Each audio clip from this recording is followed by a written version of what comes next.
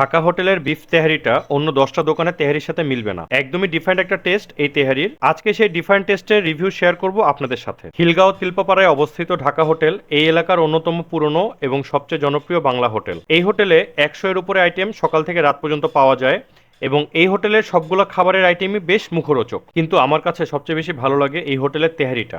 এখানে প্রতি প্লেট তেহারি 200 টাকা করে। হাফ অথবা ফুল তেহারি বলে কিছু নেই, জাস্ট সিম্পলি 200 টাকা প্রতি প্লেট।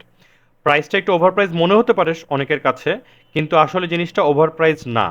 প্রতিদিন সকাল 7টা থেকে রাত 11টা পর্যন্ত এই তেহারিটা অ্যাভেলেবেল পাওয়া যায়। হাড় মাংস মিলিয়ে প্রতি প্লেট তেহারিতে 9 থেকে 10 পিস মাংস পাবেন এবং যে পরিমাণ রাইস থাকে সেটা একজনের জন্য মোর দেন সাফিসিয়েন্ট। তেহারিটা সিম্পলি সয়াবিন তেল দিয়ে রান্না করা হয়, তাই সরিষার তেলের কোনো সেন্ট এই তেহারিতে পাবেন না, কিন্তু খাওয়ার সময় একদমই আলগা কোনো তেল পাবেন না এবং রাইসটা খুবই ঝরঝরা। তেহারির রংটা একটু কালচে কিন্তু মোটেও ওভার স্পাইসড না। তবে তেহারিটা বেশ ঝাল, যেটা সম্পূর্ণ কাঁচামরিচের ঝাল, এবং এই ঝালটাই এই তেহারির ইউনিক টেস্টের অন্যতম কারণ। তেহারিটা খাবার সময় গলায় ঝালটা খুব ভালোভাবে অনুভব করতে পারবেন। তেহারির রাইসটা একটু মোটা চালের এবং মাংসের পিসগুলো অ্যাজ ইউজুয়াল তেহারির চাইতে একটু বড়। মাংসের কোয়ালিটিগুলোও বেশ ভালো। আমি একটু আগে যেটা বলছিলাম, তেহারির প্রাইসটা ওভার প্রাইস না, কারণ অন্যান্য তেহারির দোকানের 130 টাকার তেহারি এই তেহারির অর্ধেক এবং মাংসের কোয়ান্টিটিটাও অন্যান্য তেহারির থেকে ডাবল। তাই অনায়াসে এই তেহারিটা দুজন শেয়ার করে খেতে পারবেন। ঢাকা হোটেলে আসার অ্যাড্রেসটা খুবই সিম্পল।